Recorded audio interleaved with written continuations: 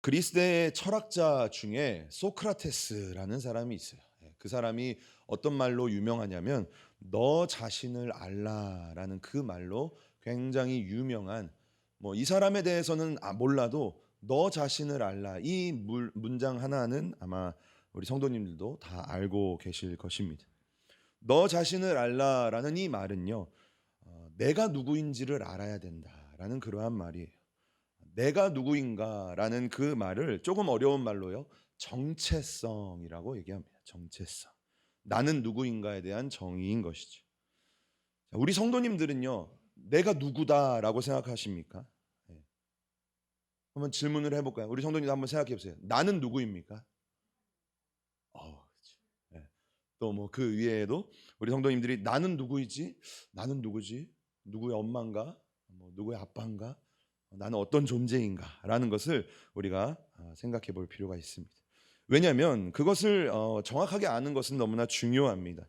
만약에 어떠한 사람이요, 평생을 나는 쓸모없는 사람이야 라고 한번 생각해 본다고 생각해 보세요. 아니면 반대로 또 어떤 사람은요, 나는 참 사랑받는 사람이야 라고 생각하는 사람이 있어요. 그러면 이 두 사람의 인생은 어떨까요? 나는 쓸모없는 사람이야 라는 그러한 마음이 가득한 사람의 인생과 나는 너무나 사랑받는 존재야 그렇게 생각하는 사람의 인생, 그리고 그 사람들의 말과 행동과 가치관들, 이런 것들은요 전혀 다를 것입니다. 그렇기 때문에 우리는 내가 누구인가, 나는 어떠한 존재인가 라는 것을 잘 알아야 된다라는 것. 그래야 그것에 맞춰 우리의 인생이 결정되고 우리의 삶의 방향이 정해진다라는 것이죠. 지난 시간 우리는요, 사도 바울의 은인과도 같은 동역자였던 누구였죠? 바나바. 바울과 바나바가 심하게 싸워서 갈라선 그러한 사건에 대해서 우리가 함께 살펴봤습니다. 바울이 굉장히 외로웠을 것 같아요. 몇 년을 동거동락하던 내 친구과도 같은, 내 은인과도 같은 그 사역자와 결별을 하게 됐으니 얼마나 마음이 아팠겠습니까? 하지만 우리 하나님은요, 여호와 이레, 우리의 삶을 준비하시고 우리 성도님들의 삶을 인도해 나가시는 그 하나님이시죠.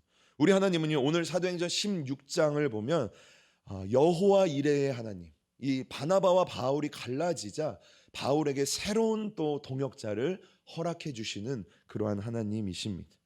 사도 바울은요, 평생을 함께하는 또 한 명의 귀한 사역자를 오늘 말씀에서 만나게 되는데요, 그것은 바로 우리가 잘 알고 있는 디모데라는 사람입니다. 디모데는 어떤 사람이었을까요? 디모데는요, 사도 바울이 자신의 영적인 아들이다라고 불렀을 정도로 굉장한 바울의 사랑과 관심을 받았던 사람이 바로 디모데였습니다. 이 그림을 보면 알 수 있듯이 디모데 하면요, 어떤 것 같으세요? 할아버지의 얼굴인가요? 아니면 좀 젊은 사람의 얼굴인가요? 좀 젊은 사람의 얼굴이죠. 그러니까 굉장히 디모데 하면 좀 젊은 사역자의 이미지가 좀 강합니다. 성경에도 보면 디모데는 젊은 시절부터 하나님께 쓰임 받았던 그러한 사람이었어요. 젊었을 때부터 아테네와 데살로니가, 고린도 등등을 다니며 단독적인 그러한 사역을 아주 많이 맡았었고, 특별히 에베소 교회를 담임을 하면서 굉장한 성도들을 이끌고 교회의 부흥을 인도했던 그러한 신실하고 또한 말씀의 실력이 있는 사람이 바로 디모데라는 사람이었어요. 오늘 바울이 이 디모데라는 사람을 만나게 된 것이죠. 오늘 말씀은요, 디모데를 이렇게 소개하고 있습니다. 우리 함께 사도행전 16장 2절 말씀 함께 읽어보겠습니다. 시작.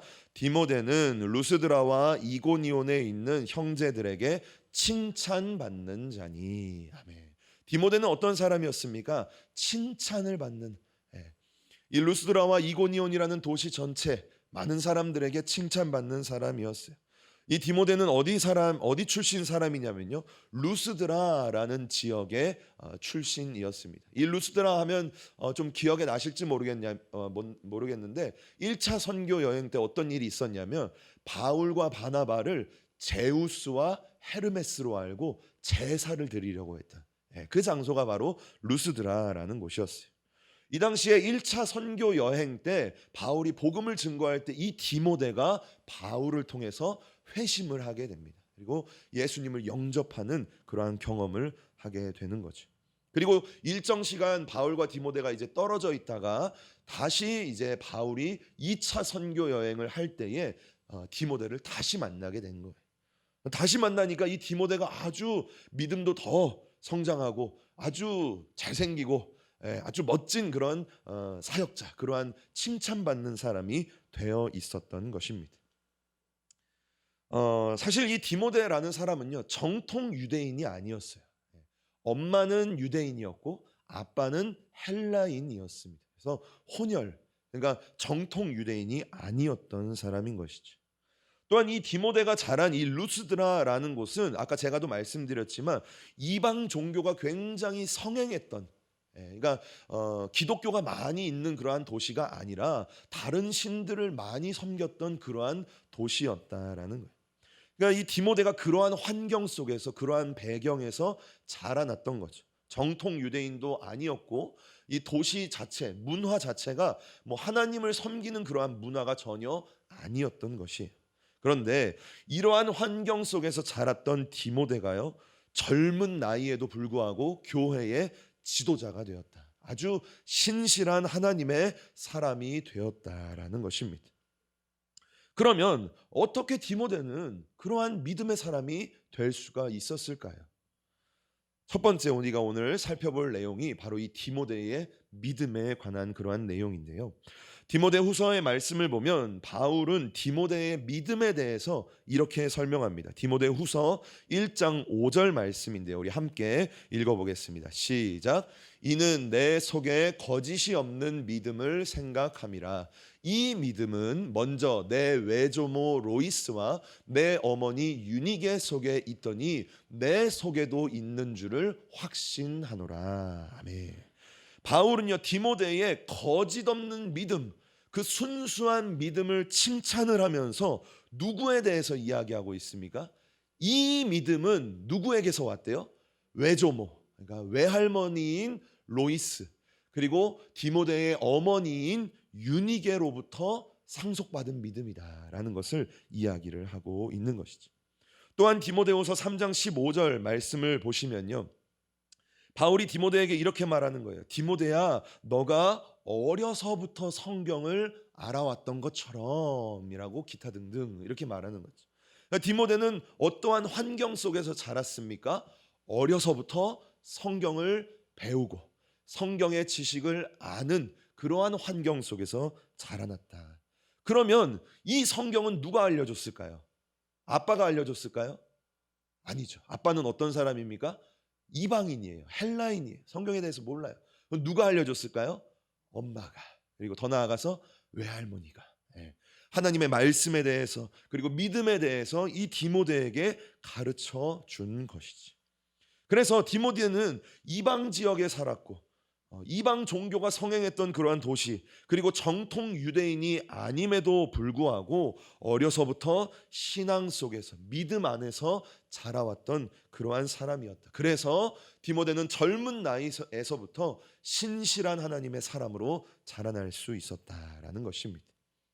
성경을 보면요, 이러한 믿음의 사람, 신앙의 사람의 뒤에는 신앙의 부모들이 있는 것을 보게 됩니다. 특별히 믿음의 어머니들이 있는 것을 우리는 바라보게 됩니다. 믿음의 아들이었던 이삭의 뒤에는요, 거룩한 부녀라고 불렸던 사라가 있었습니다. 아주 믿음의 사람이죠. 모세의 뒤에는요, 아주 지혜로운 어머니였던 요게벳이라는 사람이 있었어요. 그리고 사무엘이라는 사람의 뒤에는요, 기도의 어머니였던 한나가 있었습니다. 또한 기독교 역사 속에서도 그러한 경우가 있는데요, 중세 기독교의 가장 위대한 신학자, 가장 위대한 성자라고 불리는 어거스틴이라는 사람이 있어요. 그런데 이 사람의 젊은 시절은요, 이단과 술, 여자, 아주 방탕한 그러한 삶을 살았습니다. 인생을 그냥 주변 사람들이, 이 디모데는 주변 사람들이 보기에 칭찬받는 사람이었잖아요. 어거스틴은요, 주변 사람들이 보기에도 저 사람은 내놓은 자식, 저 사람은 회생 불가능의 그러한 사람이었어요. 그런데 누가 이 사람을 포기하지 않았습니까? 믿음의 어머니, 기도의 어머니였던 이 모니카라는 사람이 이 어거스틴을 포기하지 않았어요. 그래서 가톨릭에서는요, 이 모니카를 성녀다라고 부를 정도로 끝까지 어거스틴을 위해 기도했던 믿음의 어머니가 있었다라는 것이. 또한 감리교회를 처음으로 시작했던 존 웨슬리라는 사람이 있습니다. 이 사람도 처음부터 위대한 사람이 아니었어요. 이 사람 뒤에는요, 그를 어릴 적부터 신앙으로 교육하고 양육했던, 그래서 감리교회의 어머니라고 불리우는 수산나 웨슬리라는 엄마가 있었습니다. 이 수산나 웨슬리에 대해서 잠깐 제가 일화를 좀 설명해 드리고 싶은데요. 이 수산나는요, 굉장히 독특한 자녀 교육법이 있었다라고 합니다. 제가 아까 정체성에 대해서 얘기했죠. 나는 누구인가? 우리가 그걸 잘 알아야 된다. 근데 이 수산나가 그걸 어렸을 때부터 가르쳤더라고요. 이 수산나는요, 굉장히 힘든 목회자 가정 속에서 살아왔습니다. 그리고 자녀가요, 몇 명 있었냐면 무려 19명이나 있었어요. 굉장히 많았지. 얼마나 목회자 가정이니 돈도 없어, 자녀도 너무 많아, 얼마나 힘들었을까요? 그런데 그 속에서 이 수산나는요, 저녁 8시만 되면 종을 쳤다고 해요. 종이 없네요. 땡땡 쳤어요. 애들이 막 19명이 막 바글바글 놀고 있다가도 종을 땡 치면 규칙인 거죠. 그 아이들의 이름이 다 써 있는 그 계단들이 이렇게 있었다고 합니다, 집에. 그러면 종을 땡 치면 아이들이 자기 이름이 써 있는 그 계단 위에 다 올라가는 거예요. 놀다가도 조금 엄했어요. 다 이렇게 올라가요. 그러면 이 수산나가 그 아이들한테 이렇게 딱 아주 묵직한 목소리로 이렇게 얘기합니다. 너희는 누구냐? 딱 얘기해요. 그럼 그 아이들 19명의 아이들이 저는 누구입니다. 자기 이름을 딱 얘기해요. 그럼 너는 어떤 사람이냐라고 말해요. 그럼 그 아이들이 나는 위대한 하나님의 사람입니다라고 말을 해요. 위대한 하나님의 사람이 지금 무엇을 하고 있느냐라고 물어요. 그럼 아이들이 나는 하나님과 함께 위대한 역사를 창조합니다. 뭐 알든 모르든, 뭐 3살이든 5살이든 그냥 고백하는 거예요. 또 그렇게 엄마가 고백합니다. 누가 너의 보호자냐? 아이들이요, 하나님이 우리의 보호자입니다 라고 고백해요. 누가 너희를 불렀지? 라고 말하면요, 하나님이 나를 부르셨습니다 라고 매일 밤 8시만 되면 그 아이들이 알든 모르든 성인이 돼서 그 집을 떠날 때까지 매일 8시면 그 고백을 했다라는 것이. 자연스럽게 그 고백은요, 아마 처음엔 몰랐겠죠.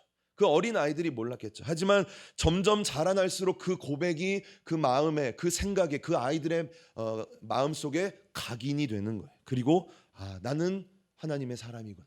나는 위대한 하나님의 역사 속에 동행하고 있구나. 내 보호자는 우리 부모님이 아니라 우리 전능하신 하나님이구나 라는 것을 아이들이 고백하게 만들었다라는 것이 바로 이 수산나 웨슬리였습니다. 그래서 이 수산나 웨슬리를 통해서 아까 말씀드렸던 존 웨슬리라는 사람이 나오게 되었고, 또 두 번째로는요, 우리가 매주 주일마다 고백하는 만입이 내게 있으면, 이 찬송가를 찰스 웨슬리라는 사람이 이제 작곡을 하고, 또 이 찰스 웨슬리는 7,000편 이상의 찬송가를 만들어서 영국의 부흥을 주도했던 그러한 위대한 믿음의 사람이 되었습니다. 이처럼 신앙의 사람들, 믿음의 사람들의 배후에는 누가 있었습니까? 그 자녀들에게 하나님과 하나님의 말씀을 가르쳐 주었던 어머니와 아버지가 있었다라는 것이. 우리 한국의 부모들은요, 아이들에게 참 관심이 많습니다. 그렇죠? 우리 성도님들도 아마 우리 자녀분들에게, 또한 우리 손자 손녀들에게 관심이 참 많을 거예요. 우리 자녀들의 성공과 행복과 잘 사는 거에 있어서 우리의 관심과 노력을 굉장히 많이 기울일 것입니다. 심지어는요, 우리 한국에만 있는 이러한 표현이 있어요. 치맛바람이라는 표현이 있어요. 이게 뭐죠? 우리 어머니들이 아주 극성맞게 우리 아이들을 휘저으면서 학업과 대학 입시를 위해 끌고 다니는 그러한 어머니의 모습들을 치맛바람이다. 그처럼 우리 한국의 부모들은 우리 아이들에게 정말 관심이 많다라는 것이. 그런데요, 우리가 정말로 우리의 자녀들을 사랑한다면, 우리 손자 손녀를 정말로 사랑한다면 진짜로 우리가 그들에게 물려줘야 할 것은 무엇일까요? 진짜로 그들의 영혼에게 정말 중요한 것이 무엇일까요? 그게 세상의 성공일까요? 아니면 학업의 성공일까요? 물질일까요? 그렇지 않다라는 거죠. 우리들은 우리의 자녀들에게, 우리의 자손들에게 우리가 가지고 있는 이 믿음을 물려줘야 된다라는 것입니다. 우리는요, 그들에게 하나님을 알려줘야 된다라는 거예요. 그것이 정말로 중요하고 가치 있고 영원한 것이다라는 거예요. 우리는 그들에게 우리의 믿음을 보여줘야 된다라는 것이지. 우리는 어머니로서 또는 아버지로서 또는 할머니로서 또는 할아버지로서 우리가 먼저 믿음에 서 있는 모습을 그들에게 보여줘야 돼요. 그냥 단순히 그냥 교회 다니는 어머니, 교회 다니는 아버지가 아니라 정말로 진짜 예수님을 믿는 신앙이 있는 그러한 부모의 모습을 우리가 그들에게 보여줘야 되고, 신앙에 있어서는 우리가 양보하지 않는 그러한 믿음의 본, 하지만 그 속에서 그리스도의 성품을 보여줄 수 있는 그러한 신앙이 우리에게 있어야 된다라는 거예요. 우리가 그것을 우리의 자녀들에게, 우리의 자손들에게 지속적으로 보여줄 때에 물론 처음에는 그들이 잘 안 따라올 수 있어요. 하지만 결국에는 우리의 믿음을 통해서 그들도 하나님을 바라보게 된다. 아까 말씀드렸죠. 어거스틴이요, 중년이 될 때까지도 하나님을 안 믿었어요. 하지만 그 기도하는 어머니 모니카를 볼 때에 하나님을 믿을 수밖에 없다. 하나님 앞에 꼬꾸라질 수밖에 없었다라는 것을 우리가 기억해야 된다라는 것이, 제가 아까 서두에 정체성에 대해서 이야기했습니다. 나는 누군가, 우리 성도님은 누구인가 라는 것이죠. 우리는 누구일까요? 이 맥락에서 바라보면요, 우리는 하나님을 믿는 부모입니다. 우리 자녀들에게 나는 하나님을 믿는 부모, 하나님을 믿는 어머니, 하나님을 믿는 아버지다라는 것이, 그리고 우리 자녀들은요, 나를 통해 하나님을 본다라는 거예요. 제가 가끔씩 참 주일학교 설교를 하다가 말문이 막힐 때가 있어요. 설교자가 말문이 막히면 설교가 망하는 거죠. 그런데 가끔씩 그럴 때가 있어요. 어쩔 때 그러는지 아십니까? 제가 막 우리 아이들, 이제 우리 애들 3명 또는 서우 이렇게 앉혀놓고 말씀 증거하지 않습니까? 그러면 아이들이 가끔씩, 매번 그러진 않아요, 가끔씩 아빠는 왜 이렇게 말할 때가 있는 거예요. 서로 사랑하자 얘들아, 얘들아 화내면 안 돼, 너 친절하게 행동해줘야 돼 하는데, 가끔씩 우리 보배가 아빠는 그럼 왜 화내 이렇게 말하면 말문이 턱 하고 막힐 때가 있는 거예요. 물론 다른 말로 이렇게 하지만 그럴 때마다 너무 마음에 찔림이 되는 거예요. 지금 그 아이들은 누구를 통해 하나님을 보는 겁니까? 저를 통해, 우리 어머니를 통해, 우리 할머니 할아버지를 통해 하나님을 바라본다. 우리가 믿음의 본을 보여줄 수 있어야 된다라는 것입니다. 저는요, 우리 성도님들 지금도 늦지 않았다라고 생각합니다. 우리는 우리에게 주신 이 믿음, 이 신앙, 이 하나님 너무나 귀하지 않습니까? 우리 자녀들에게 물려줘야 된다라는 거예요. 우리 손자 손녀들에게 이 귀한 하나님, 내가 아는 그 하나님, 이 아이들도 믿게 해야 된다라는 것이, 이러한 말이 있더라고요. 한 사람의 좋은 어머니는 100사람의 교사보다 낫고, 어떠한 마귀라도 기도하는 어머니에게서 자식을 빼앗지 못한다라는 거예요. 기도하는 어머니에게서 자식을 빼앗지 못한다라는 거예요. 오늘 젊은 나이에 이토록 귀하게 쓰임받은 이 디모데에게는요, 믿음의 선배였던 외할머니와 어머니가 있었다라는 거예요. 그리고 그들로부터 신앙을 물려받았을 때, 그들로부터 하나님을 배웠을 때, 그들로부터 성경을 배웠을 때, 이 디모데는 젊은 나이에서부터 하나님의 놀라운 역사를 감당하는 귀한 신실한 하나님의 사람이 될 수 있었다라는 것입니다. 저는 저를 비롯해서 사랑하는 우리 모든 성도님들이 우리 자녀들과 우리 손자 손녀들에게 믿음의 부모, 기도하는 우리 할머니, 기도하는 우리 어머니가 될 수 있기를 주님의 이름으로 간절히 축복합니다. 그래서 하나님께서 우리에게 허락해 주신 이 믿음, 이 귀한 신앙을 우리의 자녀들에게도, 우리의 자손들에게도 전해줄 수 있는 그러한 믿음이 우리 가운데 넘쳐날 수 있기를 주님의 이름으로 간절히 축복합니다.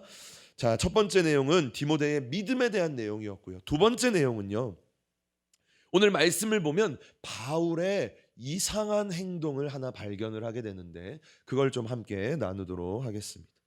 두 번째 내용은요, 오늘 디모데를 이제 만났던 사도 바울이 디모데에게 보여주었던 조금은 이상한 행동에 대한 그러한 내용을 함께 보려고 합니다. 루스드라라는 도시를 다시 방문한 사도 바울과 실라는요, 믿음 안에서 아주 잘 성장한 이 디모데를 다시 만나게 됩니다. 그리고 바울은 이 디모데를 보면서 이 디모데 믿음으로 너무나 잘 자랐다. 우리 함께 선교 여행 가자라고 이제 하려고 합니다. 그런데 여기서 바울이 조금은 이상한 행동을 하게 되는데요. 사도행전 16장 3절의 말씀입니다. 우리 함께 바울이 어떻게 행동을 했는지 한번 읽어보겠습니다. 시작.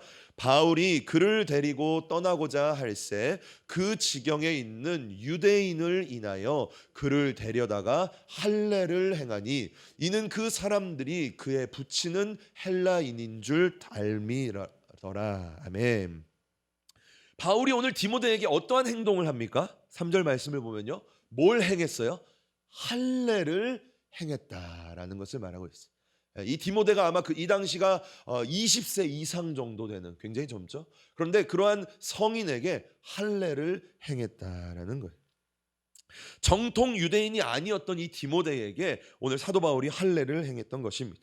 그런데 왜 이 행동이 이상한 행동이냐면요, 조금 전으로 돌아가서 사도행전 15장 말씀을 보면 무슨 내용이 나오냐면 예루살렘 회의에서 결정을 하나 합니다. 그런데 무슨 결정이냐면 더 이상 우리가 이방인들에게 할례를 행하지 말자라는 거예요. 할례의 부담을 더 이상 주지 말자. 할례를 이방인들은 받을 필요가 없다. 이거에 대해서 더 이상 왈가왈부하지 마시오. 결정. 이렇게 했다라는 거예요. 그리고 사도 바울이 그 결정을 가지고 여러 교회를 돌아다니면서 우리가 이렇게 결정했으니까 더 이상 이방인들에게 할례 주지 마세요. 강요하지 마세요. 이걸 이제 사도 바울이 이야기를 하고 다녔어요. 그런데 사도 바울이 말은 이렇게 했는데 오늘 이 디모데에게는 어떻게 행동합니까? 야, 디모데야, 너 할례 좀 받자라고 말하는 거예요.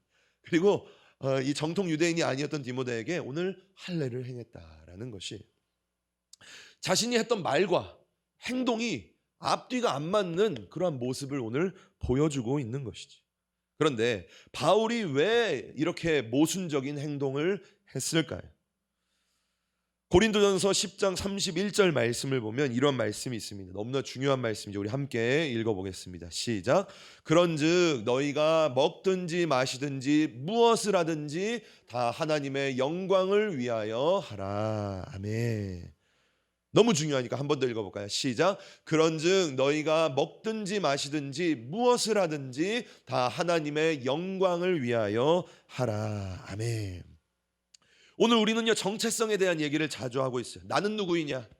나는 누구냐라는 거죠.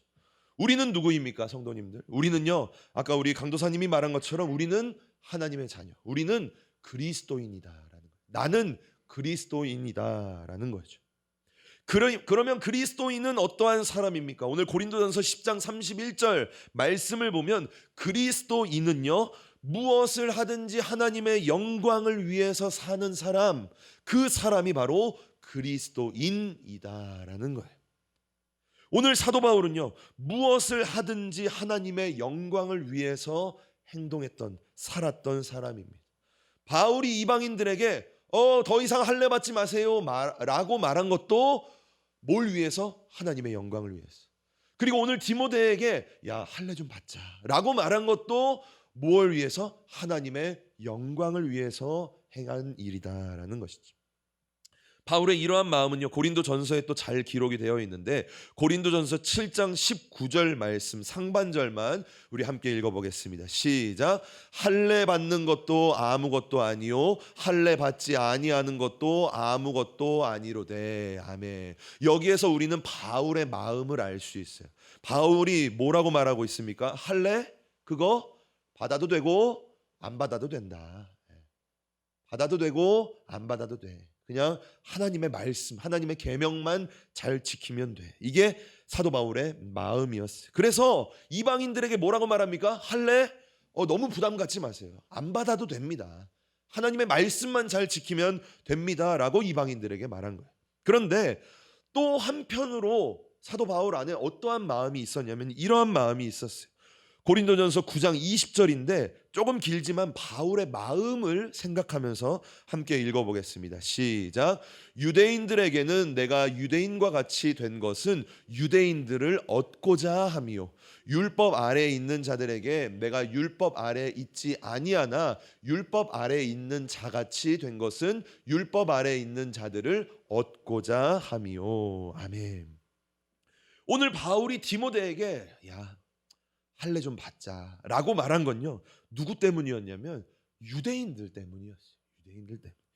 사도행전 16장 3절 말씀을 보면 그 중간을 보면 뭐라고 말합니까? 그 지경에 있는 유대인을 인하여 할례를 행했다라고 말해요.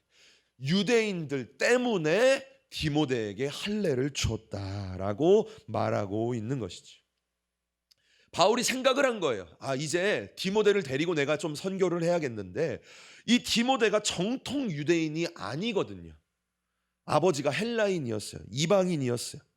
바울이 한번 생각해 보니까 지금 이제 모든 나라들을 돌아다니면서 복음을 증거해야 되는데 각 그 나라, 각 도시마다 누가 있냐면 유대인들이 있거든요. 그런데 거기서 디모데와 함께 말씀을 증거하고 복음을 전해야 되는데 이 디모데가 유대인들에게 걸림돌이 될 것 같은 거예요. 왜? 할례를 안 받았거든요. 유대인들은 할례를 너무나 중요하게 생각했거든요. 그래서 오늘 바울이 디모데에게 디모데야 우리 할례 받자라고 오늘 이야기를 했다라는 거예요. 왜요? 유대인을 위해서. 유대인들을 단 한 명이라도 더 예수 믿게 만들기 위해서 오늘 할례를 디모데에게 행했다라는 것입니다.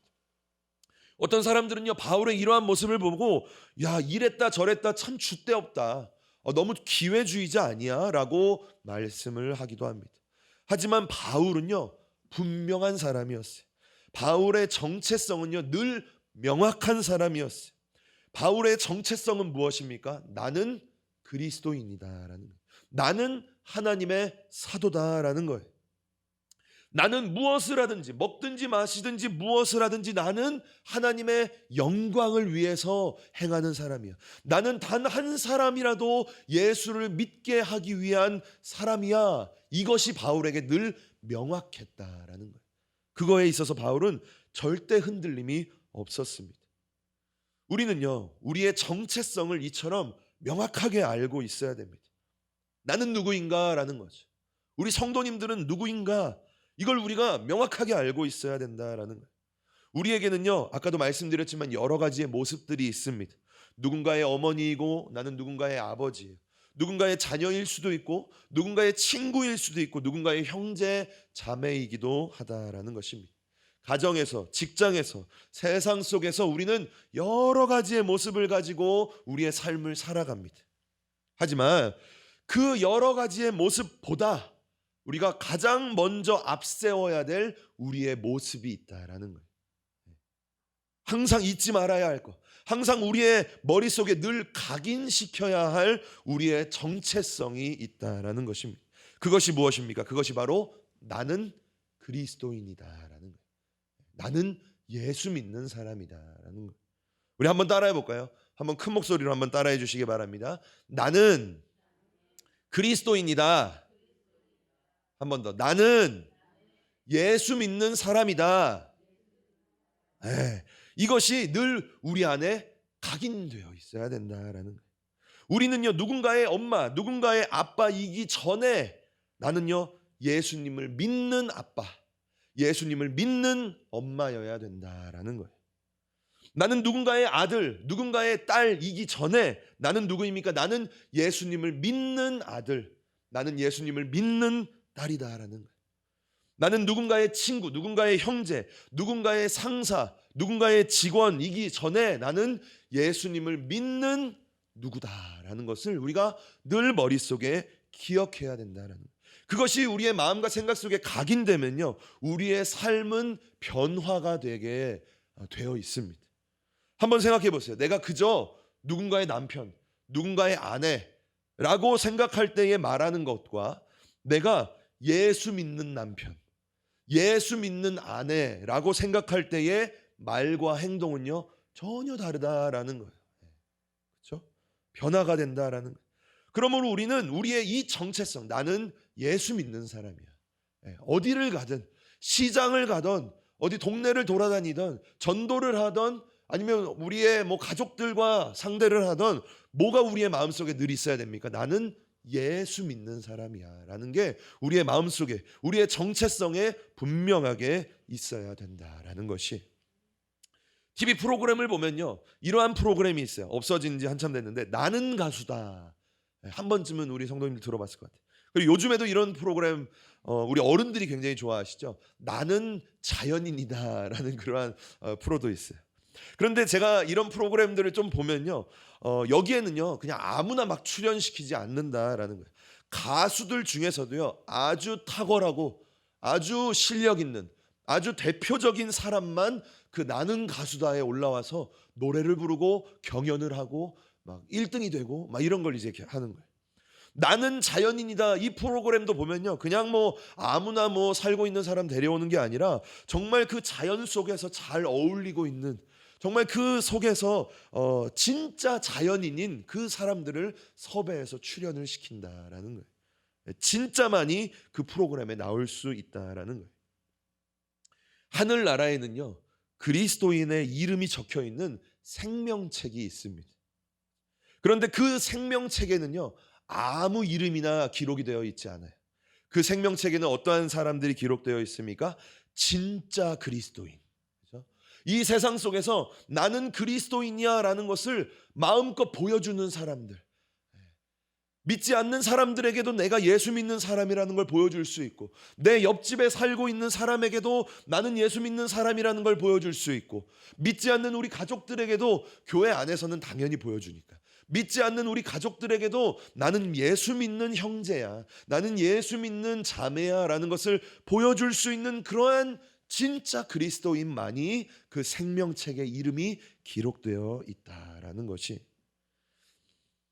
저와 우리 성도님들은 누구입니까? 나는 누구입니까? 나는 그리스도인입니다. 나는 예수 믿는 사람이에요. 우리 성도님들이요 이번 남은 한 주를 한번 이걸 늘 좀 생각하면서 한번 살아봤으면 좋겠어요. 어디 슈퍼마켓을 갈 때에도, 뭐 지하철을 탈 때에도, 뭐 누구 친구를 만날 때에도 나는 누구입니까? 나는 누구의 친구가 아니에요. 그렇죠? 나는 뭐 옆집에 살고 있는 누구 엄마가 아니에요. 나는 예수 믿는 사람. 그럼 그 사람들에게 말과 행동이 달라지게 된다라는 것입니다. 사도 바울은요 이 정체성이 늘 있었습니다. 그래서 먹든지 마시든지 무엇을 하든지 하나님의 영광을 위해 살았고, 하나님의 영광을 위해 말하고 행동하고 결정하고 자신의 인생을 펼쳐 나갔다라는 거예요. 저와 우리 성도님들은 나는 누구입니까? 나는 그리스도인, 나는 예수 믿는 사람이다라는 거예요. 이 정체성이 우리의 마음과 생각에 각인이 되어서 저와 우리 성도님들이 어디에서 무엇을 하든지 이러한 그리스도의 향기를 풍겨내는 진짜 그리스도인, 누가 봐도 와, 저 사람 정말 예수 믿는 사람이야, 목에 십자가를 건다고 성경책을 들고 다닌다고 예수 믿는 사람이 아니라 우리의 모습을 보면서 아, 저 사람 참 권사님답다, 아, 저 사람 참 사역자답다, 목사님답다라는 말을 들을 수 있는 저와 우리 성도님들이 될 수 있기를, 그러한 은혜가 우리 모두에게 있을 수 있기를 주님의 이름으로 간절히 축복합니다.